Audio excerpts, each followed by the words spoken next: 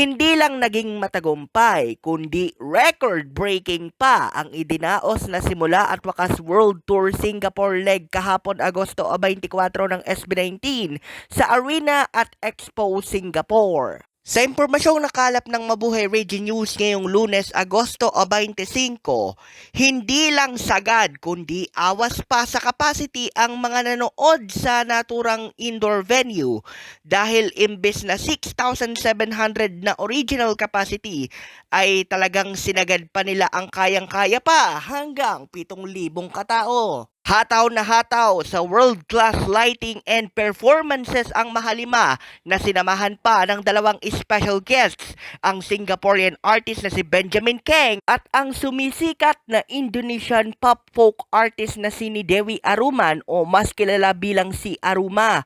Nakakolab ng P-Pop Kings para sa kanilang Bahasa Indonesia version ng inspirational ballad na Mapa. Dulot nga ng lagpas 7,000 katao na nanood ng simula at wakas World Tour Singapore leg. Ito na ang pinakamatagumpay at pinakatumabong konsyerto sa City of the Merlion na ang headliner ay mga Pilipino. Kaya marami sa mga 18 at mga casual netizens alike ang nagsasabi na nakakapanindig balahibo ang reception ng P-Pop Kings sa naturang bansa na nagsisilbing tahanan din ng higit 200,000 Pilipino base sa datos ng Department of Foreign Affairs. Kulang utama, bolehkah kau tak mengalah, kau berhak bahagia.